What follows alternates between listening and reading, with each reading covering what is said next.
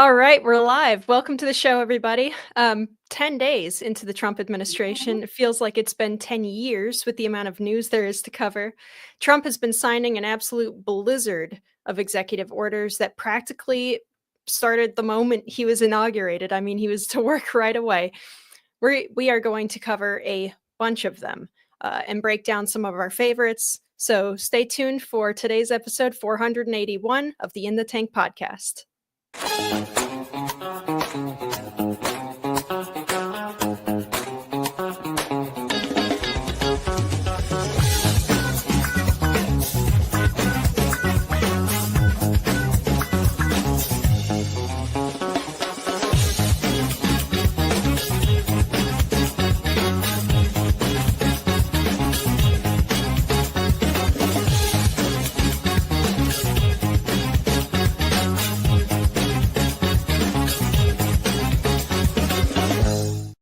No, and that was a very particular case. It wasn't clear if he was radicalized when he got here or while he was living here. I don't really care, Margaret. I don't want that person in my country, and I think most Americans agree with me.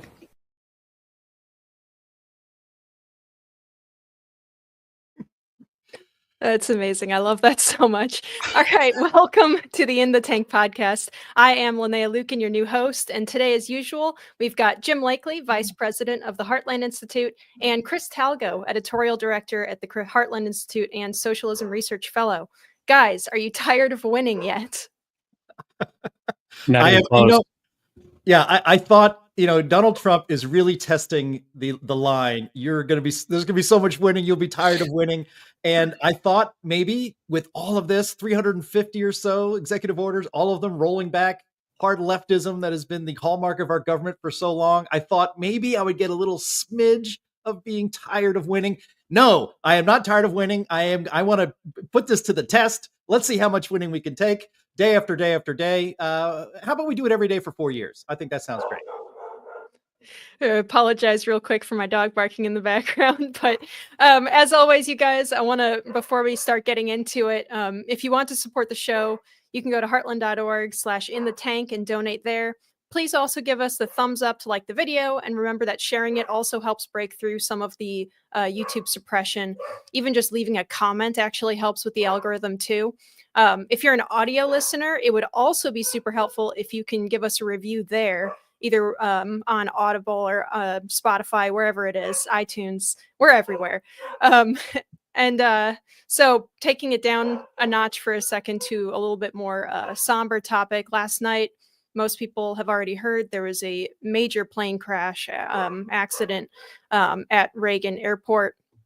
I wanted to extend our prayers and sympathy for all of the victims there. It's an awful, shocking thing when you have a major disaster like that. Most likely, preventable accidents. Just wanted to pitch that out there before we get into the good news, which is Trump's work that he's been doing. If you guys wanted to add anything. No, I lived a good part of my life in the greater DC area. I lived in Arlington, Virginia. I lived in Fredericksburg, Virginia. I used to work in DC for the Washington Times every day. I am very familiar with that area, and I'm very familiar with flying in and out of Reagan National Airport. It is actually one of the more harrowing isn't the right word, but it's a tough airport. Even pilots will admit it's one of the most difficult airports to land in the United States, because the airport is relatively small. And it's got a short runway, and you got to bank hard to get in there. And I find it. This is just a tragic, obviously an accident. There was a screw up somewhere. There's no way that helicopter should have missed seeing that plane and flown right into it. So there will be a full investigation, obviously, and we'll discover what happened. We will take steps to prevent it in the future. But there are more than 60 people whose lives are lost. There were no survivors of that crash. Just absolutely tragic. The only maybe perhaps saving grace is that there wasn't a ton of time to think about, the end of your life and the suffering. So our thoughts and prayers go out to all the families there and the people that it has affected. Sorry. Yeah. And I see Bob Johnson asking there, why was there a military helicopter there? It's there all the time. They have military craft going back and forth, but the Potomac is like a major highway for helicopters, basically between a couple different military bases. So it wasn't unusual that it was there. It's just awful conglomeration of bad decisions probably that led to this one. This week, though, on this show, we're going to be focusing primarily on the executive orders that Trump has been just like machine gunning out there since the day that he was inaugurated. And we're going to start with our favorite topic, which is the climate and energy topic, or at least I might be biased, working for the Robinson Center. And I want to highlight two in particular. The first being the Putting America First in International Environmental Agreements one, which involved withdrawal from the Paris Agreement. This is one that we have been advocating for since the last time Trump pulled us out of the Paris Agreement. It's not a real treaty, but we've been treating it like it is one because for all intents and purposes, our government has been acting as though they actually signed on to something with this, even though they never actually passed it through the Senate as a treaty. Chris, I know that you have made comments last week talking about, how we actually need to put a little bit of like stronger support behind a lot of these executive orders. And do you think that this is one that maybe we should pitch to the Senate to see if they'll actually pass it as a treaty, or do we want to not even take the chance of them actually agreeing to it? So if I remember correctly, it was called an executive agreement, and it was originally put into place by Barack Obama. And then obviously during Trump's first term, he pulled us out, and then Joe Biden put us back in. Now Trump has pulled us back out. So what this is it's kind of just becoming a, from presidential administration to presidential administration, they're just undoing each other's executive orders and executive actions, which is not good for the long term. So, I mean, technically this is a treaty, and treaties have to go and be passed by the Senate. And the Senate, I do not think, would approve this treaty. So it should be the end of it. This really should. And, we'll see if that does happen, but this is a great start. And I've got some other executive orders on energy I'd love to talk about later on. Oh, absolutely. And if you want to bring one up, you can right here. I've got one more that I definitely want to cover. And this one I just enjoy because it's a little bit of a kick between the legs at Gavin Newsom. It's called Putting People Over Fish, Stopping Radical Environmentalism to Provide Water to Southern California. And I want to read a passage from it. It's pretty terrific. During my first term, the state of California, at the direction of its governor, filed a lawsuit to stop my administration from implementing improvements to California's water infrastructure. My administration's plan would have allowed enormous amounts of water to flow from the snowmelt and rainwater in rivers in Northern California to beneficial use in the Central Valley and Southern California. This catastrophic halt was allegedly in protection of the Delta smelt and other species of fish. Today, this enormous water supply flows wastefully into the Pacific Ocean. And Trump goes on to say that the recent wildfires in Southern California could have been tamped down if they had more access to water. So I'm going to pitch it to both of you guys here. I mean, is it hilarious, or is it just funny that Trump has to call out Newsom in this specifically? But it's also warranted, right? Because the radical environmentalists in California have been running that state into the ground. It's actually causing loss of life at this point. Do we think that he actually has the authority, though, to be shipping water across the state, or is this something that again is going to be seeing litigation? So I mean, to me, I gotta just stick to my guns here and think federalism. If this is a federalism issue, and I am a strong believer in federalism, and I do not want any administration, even one that I am, very much in favor of, dictating to states what they should and shouldn't do. So, I mean, to me, just to be honest here, just based on my principles, I feel this is a little bit of an overreach, and I'm, going to stick to that. Yeah, I would agree. I mean, I seem to have lived everywhere that's important to this podcast today, but I spent 5 years as a journalist in California. And so I covered state politics and policy quite extensively during that time. And this strikes me as a state issue. I mean, California, the California aqueduct, which brings water for farming and for and then into the desert of Southern California, all the way from Northern California, is one of the great engineering marvels of the 20th century that a lot of people don't necessarily know about. And when I've driven through all the way through the Central Valley. I've driven from San Diego to Sacramento. I'm actually covering the recall election that put Arnold Schwarzenegger as governor back in, gosh, what was that, 2000? I can't even remember, but it was a long time ago. And it was a wonderful drive, and it's kind of lonely, and you're in the middle. You go past Fresno and Bakersfield, and you go and you just follow the 5 freeway all the way up. You see the aqueduct, and you pull over just to marvel at it as you see it in the distance, just winding its way, bringing all this water down, and it's just using gravity, and it's amazing. And the state did divert what was the regular flow of water from Northern California out into the delta of Sacramento and then out to the ocean to protect a so-called endangered fish that wasn't actually even endangered. And when I lived in Southern California, that policy had already been put in place, and we were under constant drought threat in Southern California. You couldn't use water this day, couldn't use water the other day. And in this respect, Donald Trump is right. I don't think he has the power through an executive order to divert that water, but he is right that there is actually plenty of water in California and in the West to make it so that California is not under a constant drought restriction situation. I mean, they had one of the wettest, if not the wettest, winter last winter in the last 10 years. And I think 80 or 90% of all that would have been beneficial water, and certainly would have helped in the fires in Los Angeles, was just left to go out into the ocean, completely unnecessary. California, it was built by great men and great projects of the mid 20th century, and the politicians, the left, the environmental nut jobs in California have neglected, or even in some cases destroyed, the infrastructure that allows modern life to exist as it does in Southern California. And this was a very high price to pay, proving that fact. Now, Yeah.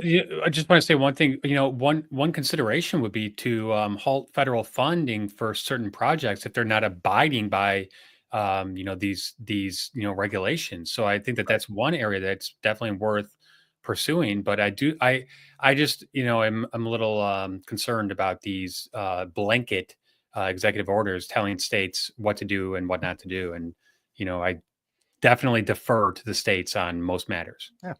Yeah, not to play too much, postulating about like 4D chess or anything, but do you think that there's a chance that a lot of these orders are kind of knowingly put out, with the awareness that it's going to end up being a state issue, but just wanting to like light a fire, not to be too funny, but to light a fire underneath the governors of some of these states, especially places like California? I mean, that could be the situation, but I think that what's going on in California, especially in the areas that were affected by the fires, it's going to be much more of a local thing. So we got the Coastal Commission, already, putting up major, roadblocks here. And I watched the entire portion of that roundtable where President Trump was talking to Mayor Bass. Gavin Newsom wasn't even invited to this. That just goes to show how much of a non-player he is in this. But Karen Bass was just saying again and again, well, we're going to do what we can, but we need to, make sure it's done in a safe manner. And Donald Trump was saying, listen, these people don't have anywhere to go. They need to go back to their homes and start rebuilding tomorrow morning, not, next month or next year or 18 months from now.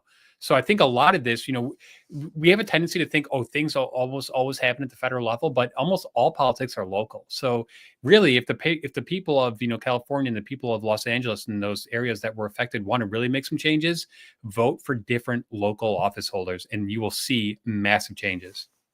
Yeah, there is a concern about, if we focus too much on the federal level that actually doesn't have the authority to do some of this stuff, then people are going to be ignoring the more important elections. I've championed like over and over to my friends, if you're going to vote for anything, vote for like sheriff and stuff. Like these are the positions in your town that really have a lot of immediate effect on your life. Well, and we don't want to always look to the federal government for answers. We want the states and we want local municipalities to be as independent, and self-sufficient as possible. So, one of the things that, has come of this, I think one of the blessings in disguises is the fact that now people are asking, is FEMA really necessary? Do we really need this giant emergency federal force? Why don't we just have the states handle this on their own? Because the states are going to be much more agile, much more flexible, and much more able to do what needs to be done in a timely and efficient manner. So I think, one of the things that we're seeing, from the Los Angeles, wildfires is the fact that the federal response to it, and this goes back decades. This goes back to New Orleans. This goes back, to so many of these disasters, the flooding in North Carolina that we saw last year. They are not good at cleaning up these things. They're not good at doing it in a timely manner. We need to make sure that the states and local governments take on as much of this burden as possible. Yeah, and Chris, did you have another executive order on the environmental or energy side that you'd like? So the executive order called Unleashing American Energy, that I think is one of the best ones so far, because not only does it talk about really, revving up American production of natural gas and oil here in the United States. We've got, just so many of these resources under our feet, but it also directs the EPA administrator, who was just confirmed, I believe, yesterday, Lee Zeldin, to actually go and look at the endangerment finding. And I think a lot of people don't even know what the endangerment finding is, but the endangerment finding is a big deal. So in 2009, under the Obama administration, the EPA declared that carbon dioxide is a greenhouse gas and it's a harmful pollutant. Okay, but what's happened now is that we've made all these laws, and we've made it very difficult for the energy industry to provide enough electricity, in a reliable and dependable and affordable manner based on this flawed assessment.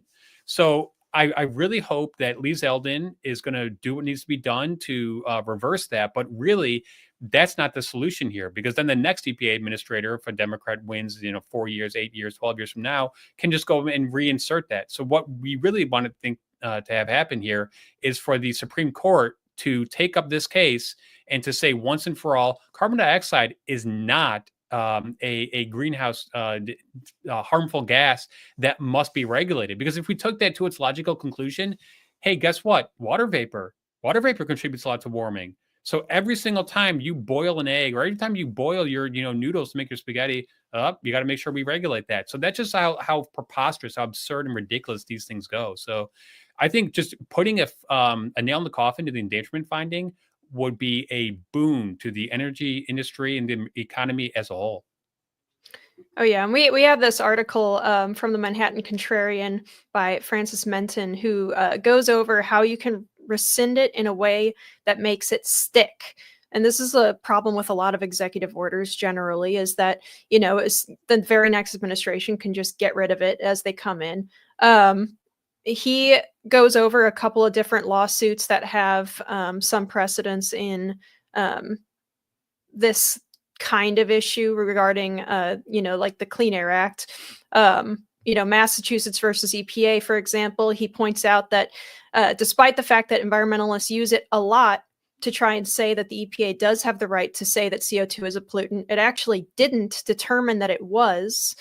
It actually just directed the EPA to determine whether or not it was, which means that they can also determine that it's not a pollutant into the future. And then there's a couple other ones. I'm trying to find the spot that I liked that I read earlier today. And Linnea, this is part of such a bigger problem in recent decades, where the United States Congress is not taking its power that it should be taking and passing laws to do this. And what they're doing is passing these big, vague laws, creating these giant, bureaucracies that then go in and legislate on their own. And what we see is that, these regulatory agencies have become like legislative bodies in and of themselves, with policing powers as well. Yeah. We need to make sure that we put that genie back in the bottle. We need to make sure that these regulatory agencies are acting on behalf of the American people and not acting on behalf of lobbyists and environmental, alarmists.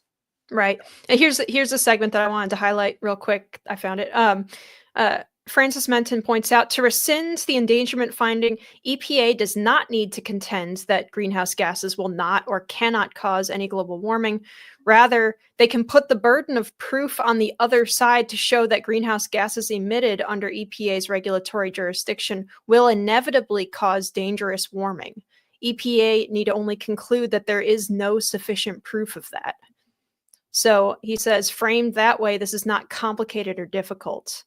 There are, in fact, hundreds of scientific papers in peer-reviewed literature showing empirical evidence that the dangers predicted all those years ago when the endangerment finding was put into regulatory.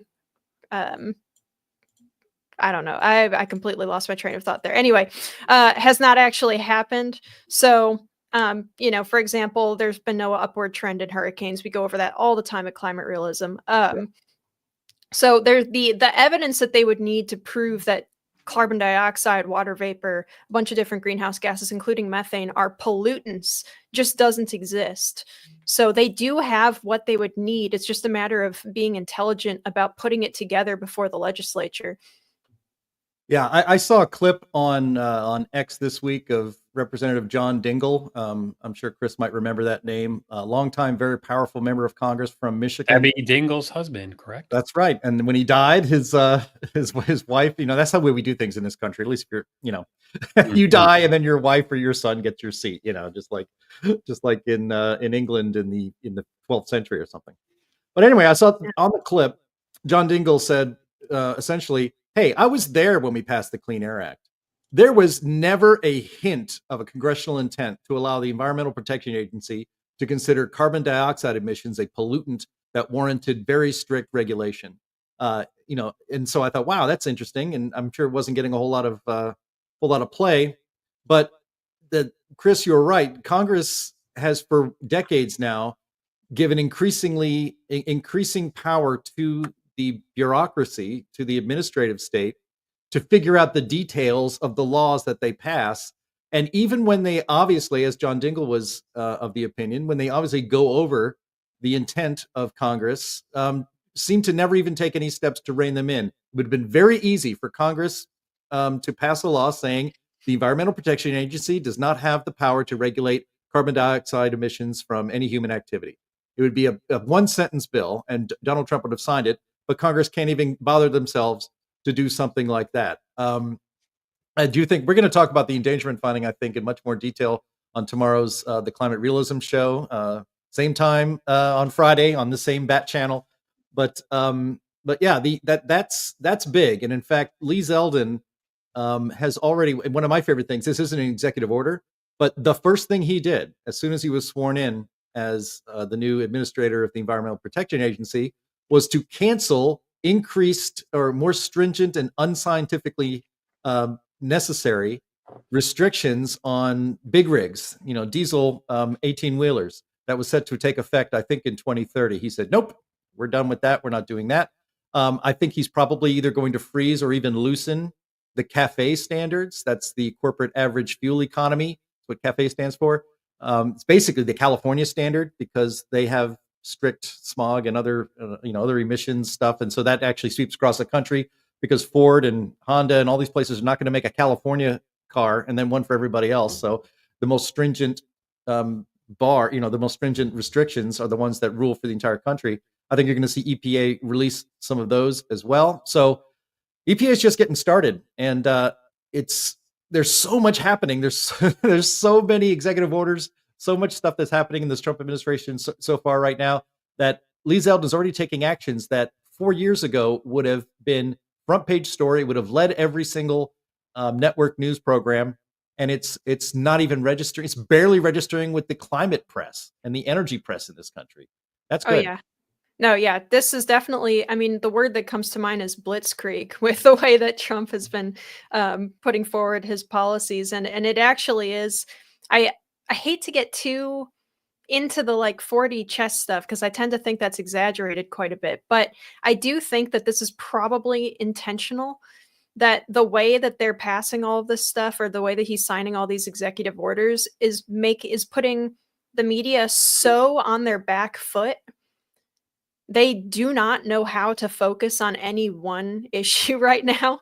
They're like trying desperately to scramble around and figure out what to cover, and it seems to be making it very difficult for them to focus. One of the examples of these areas that they're trying to focus on, but they keep getting distracted off in different directions, is on immigration. And this is one of Trump's cornerstone topics: illegal immigration, and what we're doing about the just massive influx of illegal immigrants that we've had over the last couple of decades, especially in recent years. So, from the New York Post, we have this article, which let's pull it up. Okay, so this is crazy to me. Feds round up 50 Trende Aragua? Yeah. Members at makeshift nightclub in Denver as nationwide ICE raids bust child rapists and suspected ISIS terrorists. Now, Trump directed ICE to begin doing these operations like right away. And it's crazy how right away they're arresting dozens and dozens of like major cartel connected, and like drug deal connected illegal immigrants that are in the country. Let me just read you a passage from this because it's very, it's just nuts. It says, the first migrant roundups, part of an operation dubbed Return to Sender, are focusing on migrants who have been charged with crimes or who have been deported by a judge. The DEA and Immigration and Customs Enforcement led Sunday's pre-dawn efforts in Colorado, and they were joined by squads from Homeland Security Investigations and ICE enforcement and removal operations to execute the busts. The Post has been at the forefront of reporting how Trende Aragua terrorized the Denver suburb of Aurora, a city with a population of just under 400,000 for months, even taking over entire neighborhoods and apartment complexes.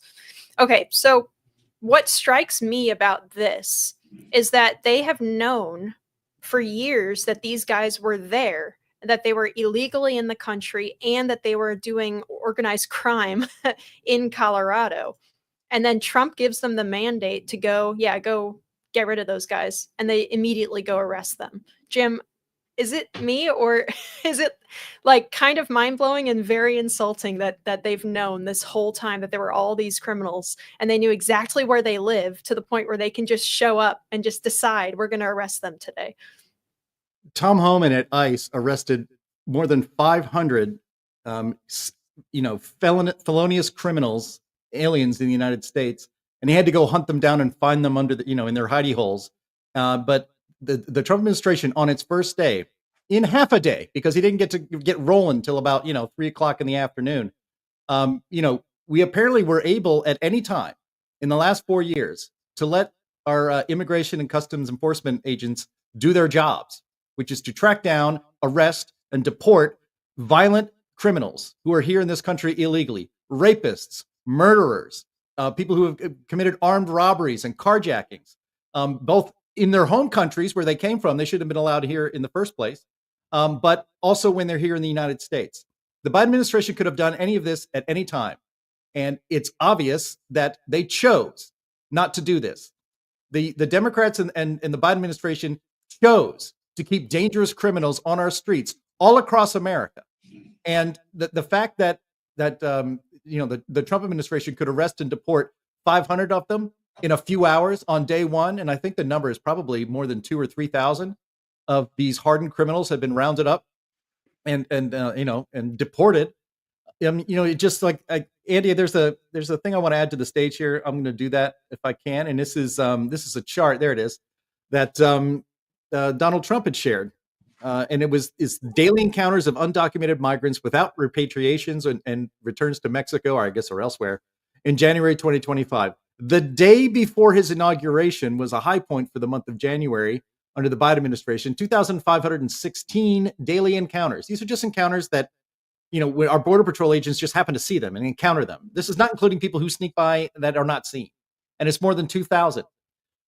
The day of his inauguration, it dropped in half. And then the first full day after Donald Trump was sworn in, what is that number? 43 or 143. And then on like 5 days after his election, the number was 47. We go from more than 2,000 encounters a day to 47. And that's because policy matters, and wanting to enforce the law matters, and sending a message to the world matters. And so now, just in this last 10 days, we have fewer violent criminals trying to sneak into this country, and that's a good thing. That is not a bad thing. It is not racist. It is none of those things. This is something that needed to be done in this country a long time ago. Donald Trump actually, if you look at the statistics, Barack Obama actually deported more illegals that were in this country than Donald Trump did in his first term. I think Donald Trump's pretty determined to be the world record holder in his next 4 years. But this idea that it's somehow mean or racist or un-American to track down hardened criminals and get them the hell out of our country, the American people voted for this. They voted to get these people out of our country. And the Trump administration should be applauded at how quickly they're able to accomplish this. Right. And we have a little clip here too, because, as one of our viewers pointed out, the media is already trying to, kind of spook us out of supporting this policy by showing like, oh, well, there's people who are, coming in or who are being deported that aren't criminals. They didn't commit any crime. And, or do we have the clip, Andy? Yeah, here we go. Carolina on immigration. Of the 3,500 arrests ICE has made so far since President Trump came back into office, can you just tell us the numbers? How many have a criminal record versus those who are just in the country illegally? All of them, because they illegally broke our nation's laws and therefore they are criminals as far as this administration goes. I know the last administration didn't see it that way, so it's a big culture shift in our nation to view someone who breaks our immigration laws as a criminal, but that's exactly what they are. You may have pinpointed the worst first. They all have a criminal record? And welcome to the briefing If they room. broke our nation's laws, yes, they are criminal. Yes. Thank you. Gosh. Oh, Yeah, she was really blunt about that, and I'm very glad she was blunt about it because it's time to be blunt about this. Now, I want to just go off on a little thing that I saw on the media a couple days ago. So apparently in Chicago, there was a report that ICE officials went into a high school. It was actually not even true, but of course the media ran with it. And I saw an interview with Tom Homan, and he was saying, you know what? There are many instances of 15, 16, 17, 18-year-old gang members who are now in schools and they are harming, children. Okay. He also then said, you know what? There are a bunch of legal immigrants who are child predators. They've ruined children's lives. Okay. We want to get rid of them. Okay. And if that means going into a school and taking out a teenager who should not be there, then that's fine. And I'm going to give you guys one little just quick story about my teaching days in South Carolina.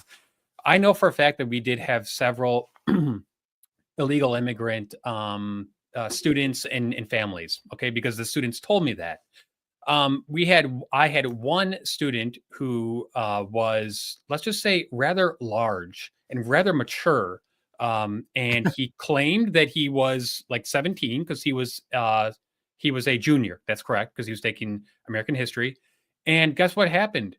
We found out that he was engaging with child pornography and that he was actually like 23 years old. Okay. They booted him out of the class. Thank God, because I just kept thinking to myself, wow, I mean, this criminal, this degenerate was in these hallways with, these preteens and teenagers. And that's scary in and of itself.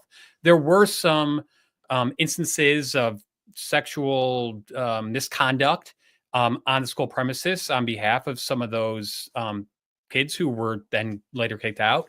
But yeah, this does happen. And I saw it happen firsthand. And we need to make sure that we are putting American citizens first. And we need to make sure that we are putting American children first. And if that means that these sanctuary cities are going to have to, just do whatever the federal government tells them to do, I'm fine with that, because this is a federal issue. So it's interesting. We went back to the California thing, and that's more of a state issue. But guess what, everybody? Immigration is a federal issue. And the federal government has every single right in the book to go into every single sanctuary city and state, or even what they are now calling themselves super sanctuary cities, and go in there and then say, you know what? We have a warrant for this person to leave this country. We are going to make sure that we apprehend this person and get them out of this country. I don't understand why anyone would be opposed to that. And what's also funny is Tom Homan mentioned that on a lot of these raids, you know what people are doing and coming up and telling the ICE people after the raid occurs? Thank you so much for doing that. We were all scared of this person. We didn't know what to do. So I think that, you know, the media doesn't report on those kind of stories, but I can guarantee you that in downtown Chicago, where, you know, the residents have been struggling for years with overcrowded schools, with overcrowded streets, and with these giant budget shortfalls because we are spending billions of dollars on these illegal immigrants, that they are more than happy that Donald Trump has sent in ICE agents to Chicago and all these other cities, you know, across this country, and are getting rid of these child predators and these just total, you know, losers. Chris Yeah. Rant. Yay. Hey, Chris Rant. Yeah. I mean, look, the reason I picked that I think it went instantly memeable, the I really don't care, Margaret, by Yeah. JD Vance, when Margaret Brennan was telling him, well, you know, that guy that was arrested as a terrorist, you know, we don't really even know if he was radicalized before he got in the country or after he got here. Like he was more radicalized by coming to the country. Sure. And he says, I really don't care, Margaret. People like that should not be in our country, and they shouldn't be around our kids. I don't want them around my kids. I don't want them around your kids, and I want them the hell out of this country. Finally, common sense and a person in power who is actually reflecting the majority opinion of people in the United States. And let's be honest here and clear about what was happening over the last 4 years. Yes, there are such things. There are such things as people who are seeking political asylum in this country. The vast majority of the millions and millions of people that the Biden administration let into this country were not actually legitimate asylum seekers. They were economic migrants, or they were gang members and criminals, or they just wanted, you know, by economic migrant, I mean, they just wanted a better life for themselves and their family, better than they have it in Honduras or Guatemala or El Salvador. You can understand that desire, but that does not mean you get to walk into this country illegally. You must apply for legal immigration into this country and then eventually apply for citizenship. That's the way it's supposed to work. The Biden administration did not care and just flooded our country with no vetting at all, for the most part, of all these people that came into this country. And it's time to, as JD Vance said at the end of that, in that interview, it's like, yes, we're a nation of immigrants, but that doesn't mean that, you know, and we were built by immigrants 200 years ago and settlers and all of that. But that doesn't mean that 250 years later, we have to have the dumbest immigration law in the world, which is what we have right now. Well, which is what we had under Biden, which was essentially no immigration law. So, yeah, I'm very happy to see this. I think immigration is good if it's controlled and if it's orderly, and we have had nothing remotely close to that over the last 4 years. Yeah. Well, you know, as a sovereign country, you have the right, or the government should be enforcing its own immigration laws and should be choosing its own border control policies and everything to benefit the citizens that live here. It's just not feasible. But here's what happened, and I think we all know this, and I think the American people finally understood this. What the Biden administration was trying to do was to change the demographic of this country so that they would get 10, 15, maybe even 20 million new voters for eternity.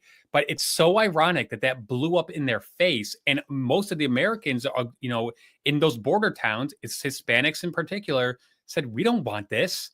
We're gonna vote for the guy who said he's gonna get rid of all these people. So it's just so. I think it's such a great example of a of a policy totally backfiring because it was grounded in politics and not common sense. Exactly. I wanted to point out too another one of the orders on, when was this day? This was from the Associated Press, from the AP.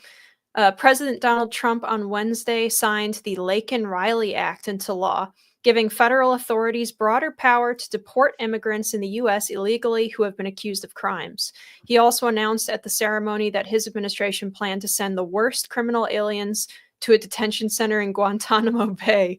So I don't know about the Gitmo part. I'm not sure if that's actually what they're going to do. But I mean, if we're not using it as a major prison anymore, then yeah, I guess that would be a good middle ground before sending them on somewhere else. Defense Secretary Pete Hegseth was on Jesse Waters' Prime Time last night for his first interview, and he said that there are 30,000 beds at Guantanamo Bay that are going unused and that are going to start being used because they don't want these people even in the United States, like awaiting whatever, processes have to be, done. They want them out of this country immediately. And that's going to start happening.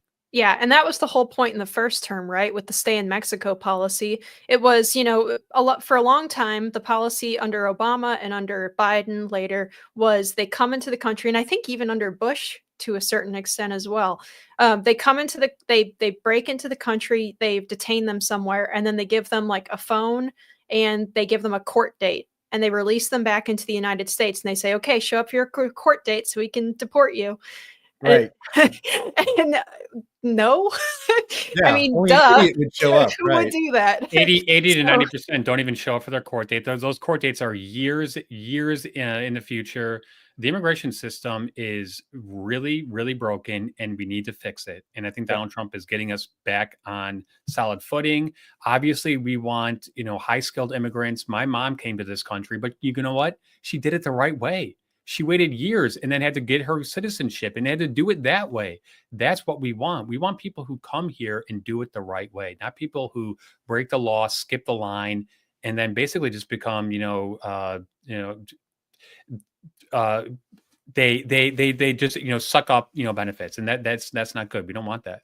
Chris, let me slightly correct you, or maybe correct Pete Hesketh. We're not going to start using those 30,000 beds in Guantanamo. We are going to restart using those 30,000 beds in Guantanamo because Guantanamo Bay, Gitmo, has been used to house masses of illegal immigrants in this country going back several presidencies. And so, you will not hear that in the mainstream media. They will make you think that we're locking them up where we put the terrorists. It's not the case. This is something we've done for a lot over the years, and Donald Trump is just using the tools available to him as president. Very good point. Yeah. Well, and Jim, I think that there was another thing that you had wanted to bring up, and I think it's a very important topic that is related to illegal immigration in particular, but also to a certain extent, some of the legal temporary kind of status immigration that we have here. And that has to do with birthright citizenship, if you wanted to take that one. Yeah, I mean, this is one of the things that's amazing about these first 10 days. You guys, it's called moving the Overton window, right? And normally moving the Overton window, which is roughly the window of the possible politically, culturally, socially, it takes years to move that window in the direction that you would like it to go, either left or to the right. In 10 days, Donald Trump is swooping that window in different, to the right in many areas. And one of them is on immigration, and one of them is on birthright citizenship. That is the 14th Amendment to the United States Constitution. And the idea that our courts, this is something that nobody ever voted on. Congress never voted on this. The people have never voted on this. It has been interpreted this way over the years by, frankly, left-leaning courts and judges, that if you are just the fact of your birth on soil of the United States of America automatically makes you a U.S. citizen, no matter how you got here. You could have been beamed down by Scotty from the Starship Enterprise, and if you're standing, in Kansas City, Missouri, you are a U.S. citizen as well as a member of the American Federation of Planets, I guess. But but now we're actually now going to have a national conversation about what the 14th Amendment and birthright citizenship really means. It is clear. We're also just starting to do research on this now, right? And it was clear from some of the reading I have done from the members of Congress who had passed that amendment and got it to the states, that they had never intended for non-citizens of the United States, like foreign dignitaries or somebody who came over the border and did not intend to ever become an American, that all of their children are automatically American citizens. The 14th Amendment was written because, after the Civil War, Democrats in the South were still trying to deny that freed slaves were full American citizens. And so the 14th Amendment was required to say that these children of slaves who were born here in Alabama or in Georgia are American citizens now, because the Civil War is over and we're all getting back together and we're Americans. That's what the 14th Amendment was for. That's what birthright citizenship meant when the 14th Amendment was put into our Constitution. But we've never been allowed to have a conversation about that. And there is no other country on earth in which you could sneak over the border, give birth, and have that child be a citizen of that country. You can't do that going to Mexico. You can't do that going to Great Britain. You can't do it. Maybe you could do it in Greenland. Maybe we'll do that when we'll allow birthright citizenship in Greenland when we buy that, But there is no other country in the world that has that kind of immigration system or that kind of interpretation of birthright citizenship. And it's time that we have a conversation about that. And that's going to be part of, the Democrats and the left always talk about we need comprehensive immigration reform. Let's include this in that. The birthright citizenship has been abused so much over the past century and a half. It's now led to chain migration. It's led to birthright tourism, where these pregnant women fly in here, have their baby, and then the rest of the family become citizens as well. Yeah, Jim's right. This has been abused. It was done in the wake of the Civil War because the South was denying citizenship to former slaves. So yeah, we need to deal with immigration in a holistic manner, and we need to make sure that these loopholes are no longer being, used and abused. This is such a like a passion-filled topic. I mean, it really has been kind of making things extremely difficult for especially the poor in the United States. As Chris pointed out, inner cities and stuff have really been suffering from a lot of illegal immigration, especially when it comes to like cartel activity. I saw someone make this like completely stupid comment on Twitter, or on X, which is shocking and unheard of, I know. But they said something along the lines of, oh, well, the cartels are going to start retaliating if we start arresting and deporting their members. So we really need to, not do this. And they said, there's going to start to be kidnappings and stuff in major border towns. And there already are. We already have kidnappings and murders and stuff in our own towns. Like, what do you? It was so stupid. I couldn't believe it. Just one other quick thing. So I saw Stephen Miller on CNN get into a really good give and take with Jake Tapper about this. And Jake Tapper, of course, used the old trope of, well, Stephen, who's going to pick the fruits if we don't have these illegal immigrants? Do you know what Steve Miller did? He said, gee, Jake, do you know that less than 1% of illegal immigrants here in this country actually work in the agricultural sector? So we're not talking about like hundreds of thousands of illegal immigrants who are coming to Florida and California and just want to, work in the fields and then return home, in the off season.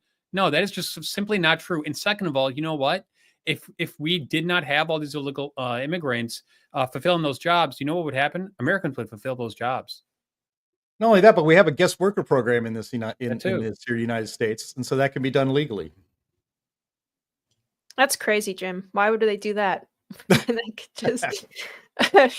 Okay, so I would love to keep on this topic, but it's 1:49 here on the East Coast. It's time to move on to the next one, which is both a very funny topic and also sad in just so many ways. So here this headline from the Wall Street Journal: an anxious federal workforce bids goodbye to job stability and remote work.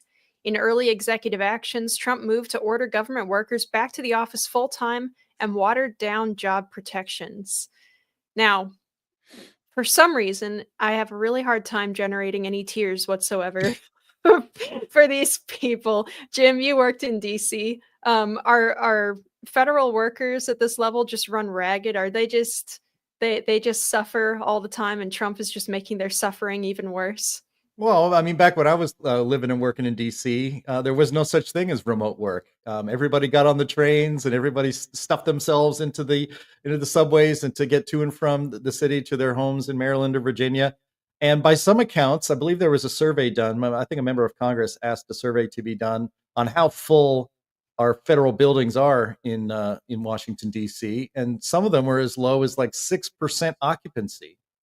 And so they would just work from home. COVID kind of changed the way America works. The Heartland Institute itself, we have now a hybrid system where, like, for instance, today I am working remotely, but I go into the office 3 days a week. And that's been kind of standard across the country. And it's to keep your employees happy, which we like to do here at Heartland. But some of these federal employees have never gone back to work since 2020. And they just want to work remotely forever. So yeah, the sob stories here, I don't have a lot of sympathy for them. Yeah, I've got this good link on X to someone that told their story to NPR. And so I'm going to read a little segment from this because it's very funny. Okay. Lane's a federal employee and works in person 2 days a week, a common setup for some federal workers. NPR is only using her middle name because she fears speaking out about the new telework policies may jeopardize her job. Lane says she works those 2 in-person days back to back, finishing up at the office around 3 p.m., getting home around 5. She says, I'm so exhausted by the end of the day. By that third morning when I'm, waking up and teleworking, I'm just so brain dead. It's actually hard to focus the next day. I cannot imagine trying to get in the car and go in a third day. Oh, man. This, I don't know whether to blame, millennials or like my generation, millennials or Gen Zers who are working in the government now, or just the general spoiledness of federal employees in general. I don't really know. It's pretty bad though. They are also, there's the hiring freeze that Trump has put in, which is also very good. Although I think that some of that is being contended or a little bit, or at least the freeze on funding is being fought. Right. This one from the Wall Street Journal, this one from AP News that says Trump White House rescinds memo freezing federal money after widespread confusion. President Donald Trump's budget office on Wednesday rescinded a memo freezing spending on federal loans and grants. That ties in a little bit with the general swamp atmosphere that Trump is tackling with a lot of these executive orders, right? We've got all this money floating all over the place that they don't quite know where it's going or what it's for or what it's actually being spent on versus what it is billed for. And then we also have all of these federal employees, many of whom are probably realistically doing 2 hours of work in a whole work week and kind of goofing off for the rest of the week. So he's trying to figure out how to make that a little bit more efficient with Doge. So do we have sympathy for the confusion in the federal bureaucracy right now? Absolutely not. The federal workforce is just incredibly lazy. That is just a fact. Okay. They have these extremely cushy jobs that they can never get fired from.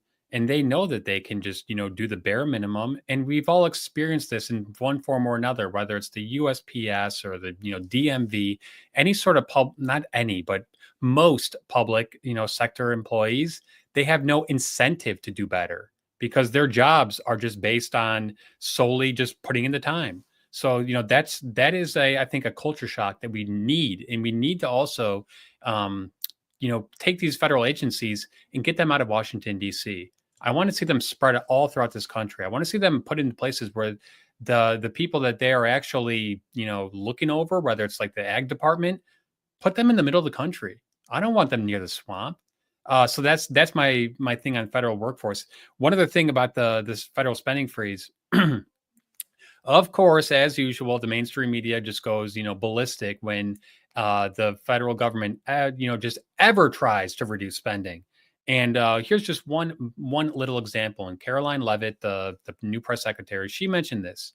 Did you know that the United States was going to send $50 million worth of condoms to Gaza? Did you know that? For this year. Now, how many condoms is that per person in Gaza? They did the math and it would be something like 5,000 per year. Now, did you also know that Hamas uses those condoms to make bombs and use those condoms to blow them up and put bombs into Israel? So why is the United States of America funding $50 million worth of condoms to Gaza, which we know they're not going to use them for their intended purpose? And why are we doing that anyways? That is just one example of literally probably hundreds of thousands of examples like that. Our government spends more than $6 trillion a year. I kid you not. I bet if you lopped off $2 trillion of that, you would not notice a difference. You just wouldn't even notice a difference. And actually, you know what would happen? We'd have more money in our pockets. Our economy would go gangbusters. And all these federal bureaucrats who just drag our economy down, they would just be out of the job. And that would be great. And I don't say that, oh, I want them to suffer. No, I don't want them to suffer, but I want them to stand on their own 2 feet, get a job in the private sector, and actually make themselves valuable. I know that's asking a lot, by the way. I know. All right. Well, I think we have a clip for this topic too, don't we? Yeah. Or was it the previous one? Okay, so we can play the clip, and I think Jim has some points to make.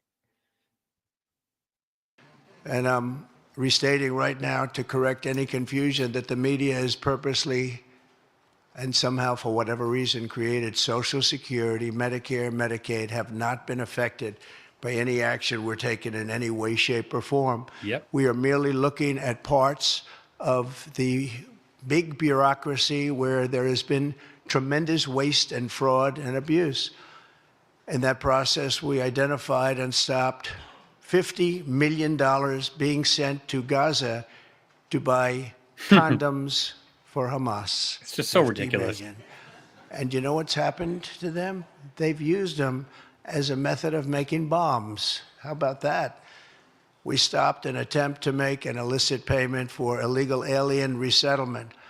We canceled $181 million in DEI training contracts. This is just for the training of people in DEI, which has been terminated and completely terminated. And we paused $1.7 billion in unauthorized payments to foreign organizations, including stopping more than $40 million that was on its way out the door to the very corrupt World Health Organization, which has not done its job and not done it properly. We also,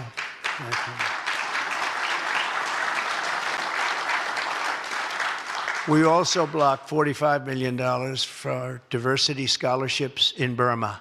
45, that's a lot of money for diversity scholarships in Burma. Yeah, that's a lot of money. Just a couple quick points here. I mean, I'm Gen X, and I remember, and I've been a conservative all my life, and I remember how excited I was in 1994 when Republicans took control of the House for the first time, I think, in 45 years. And they promised under Newt Gingrich that we're going to get spending under control.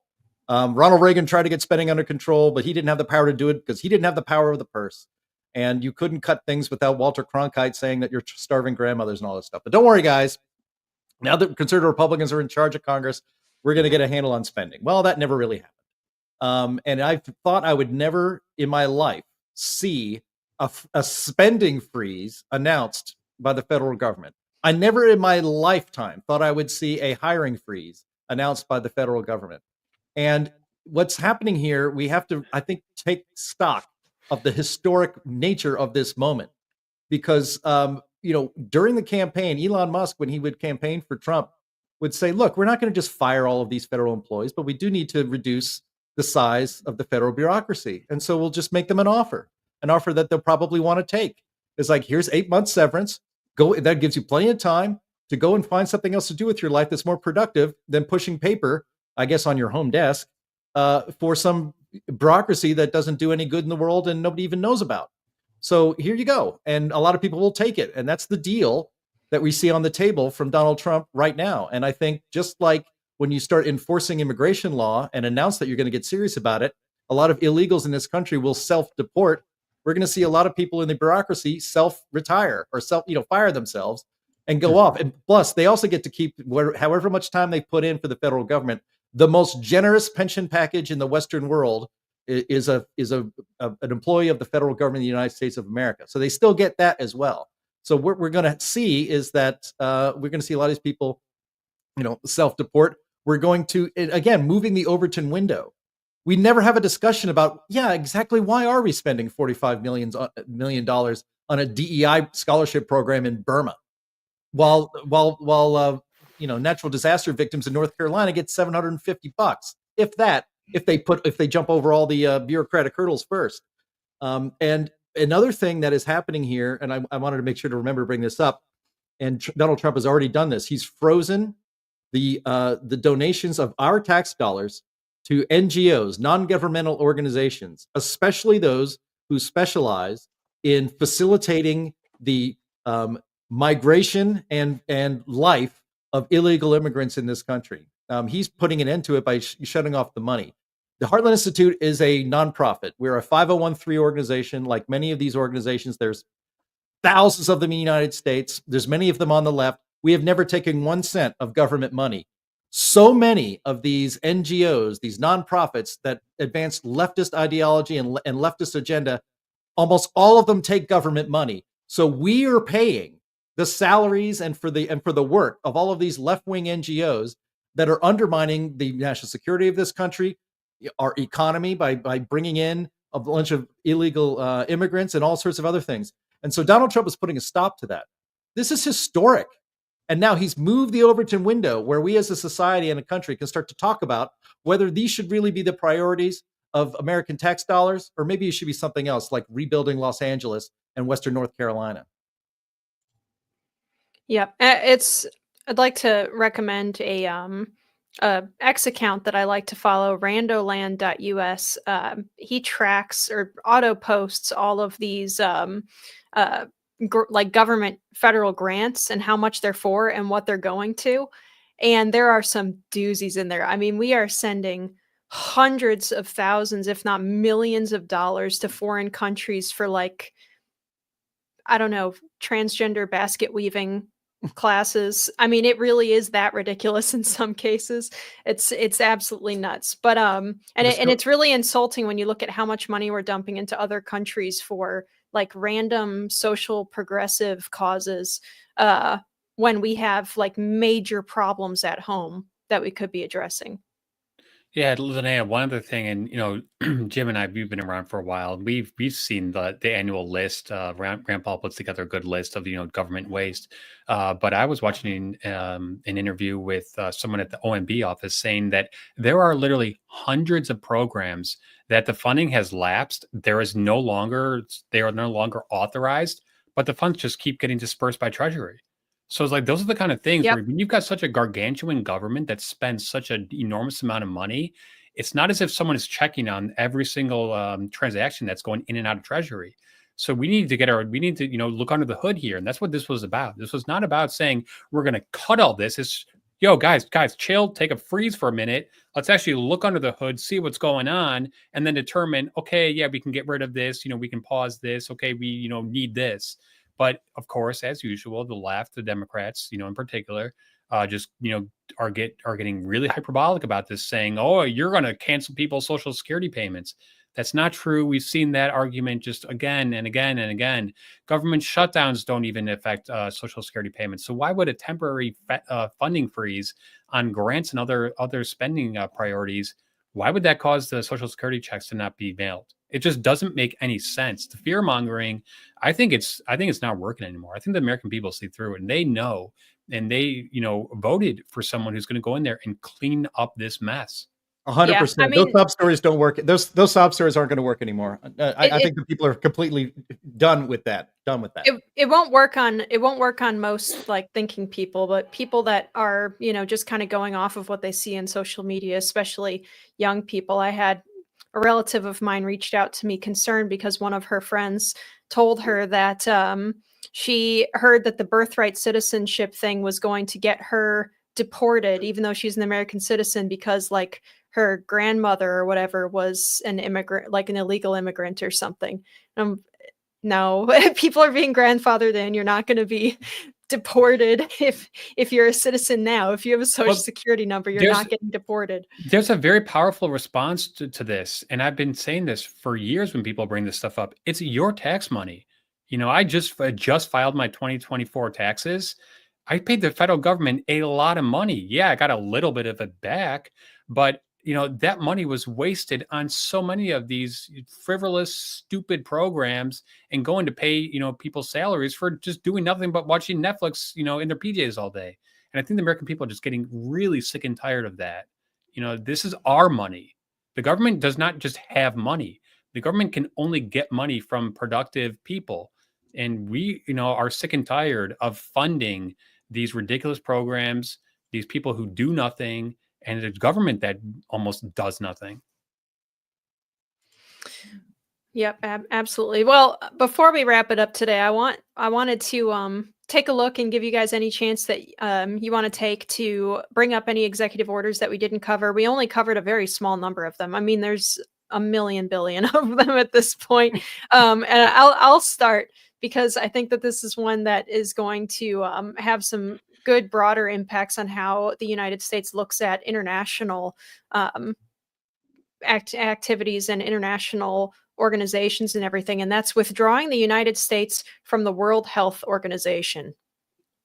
And right off the bat, Trump does not pull any punches on it whatsoever. He immediately says that the reason why we're doing this is because of the organization's mishandling of COVID-19 that arose out of Wuhan, China. He specifies another global health crises, its failure to adopt urgently needed reforms, its inability to demonstrate independence from inappropriate political influence of member states. In addition, the WHO continues to demand unfairly onerous payments from the United States, far out of proportion with other countries' assessed payments. China, with a population of 1.4 billion, has 300% of the population of the United States, yet contributes nearly 90% less.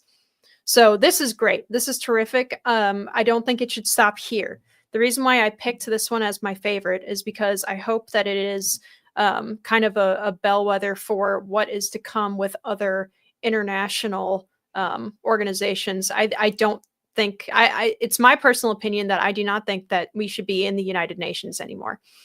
I think that it's a huge waste of time and money. Everywhere the United Nations goes, they bring suffering, and all they do is they suck money out of the United States in particular and send it to everybody else in the world, whether or not they're holding up their end of whatever bargain it is that they claim to be involved in. This is especially true on the climate issue.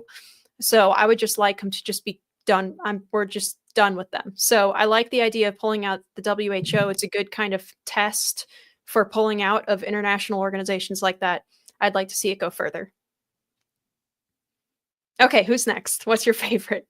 All right, I'm going to go with the education sector here. As of yesterday, Donald Trump said that the federal government will no longer provide funding to schools that promote CRT. That's called critical race theory. I think that is a huge win because as a teacher, I saw the corrosive effect that CRT has upon students, making them feel as if they are, some sort of oppressor just because of their skin color. That is sick, that is twisted, that is everything against what Martin Luther King, stood for. So I'm very glad to see that a CRT looks like it's going to be on its way out, just like DEI.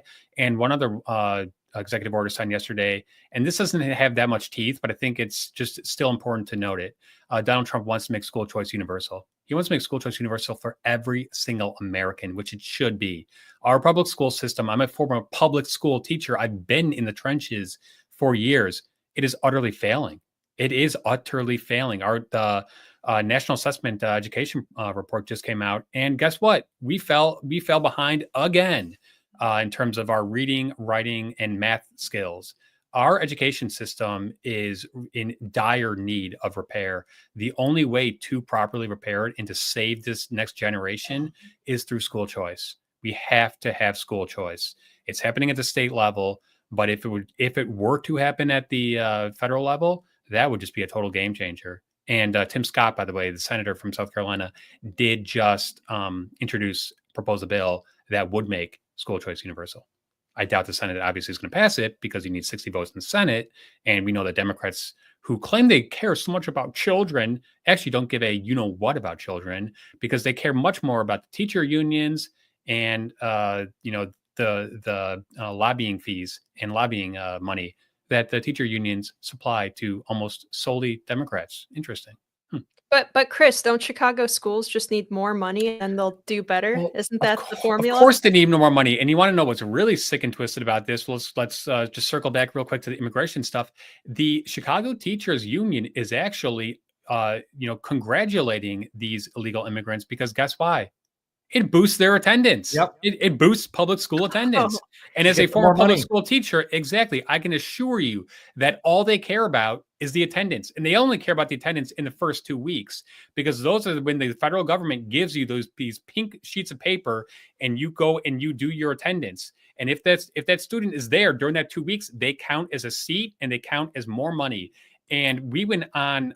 We were encouraged to go on doorbell knocking missions to get students to come just for the first 2 weeks. But then guess what? After those first 2 weeks, they didn't give one what if those kids showed up again. So that just goes to show me they didn't care about educating the kids. They cared about getting as much money as they could per seat, which is just that's evil. That's why I just could not take it any longer.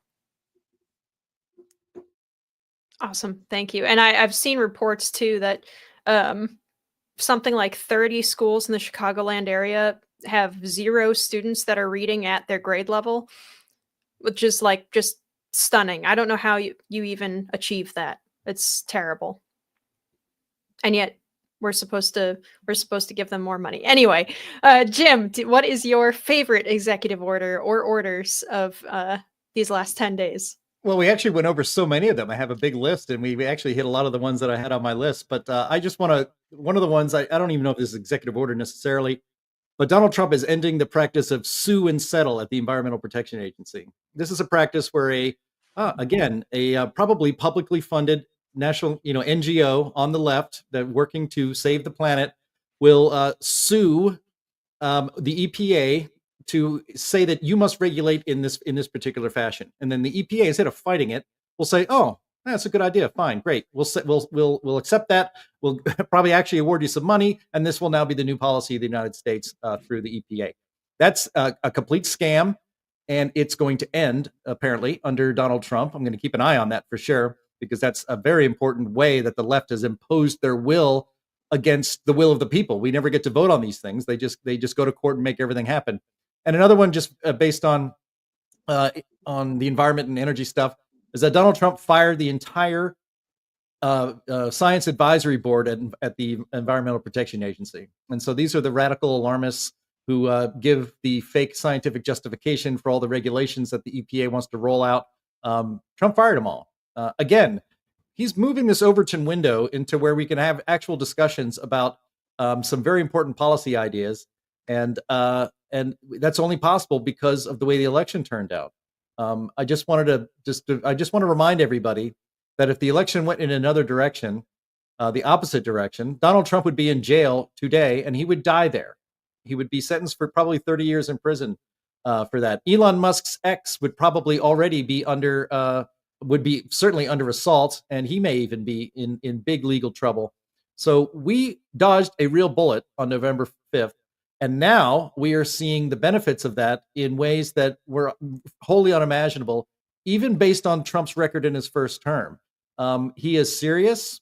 This is a major political and I think social inflection point in this country.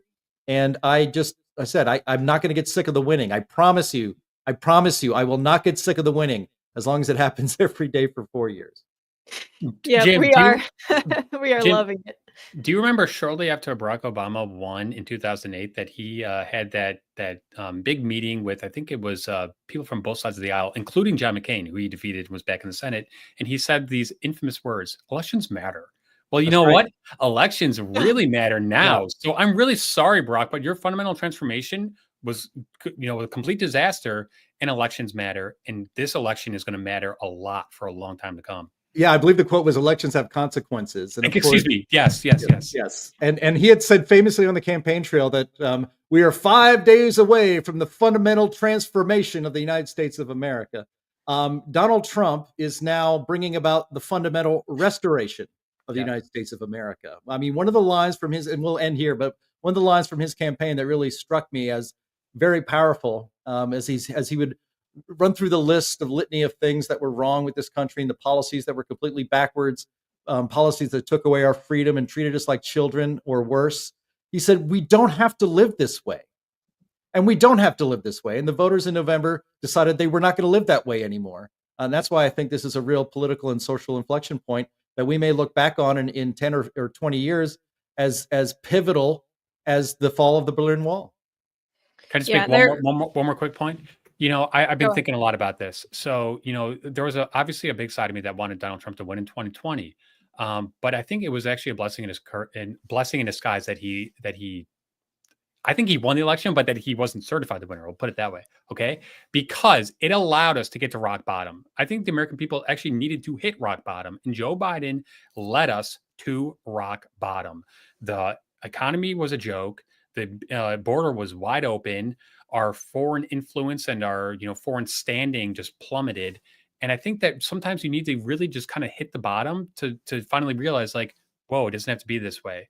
So I think that we probably wouldn't even have this flurry of executive orders and this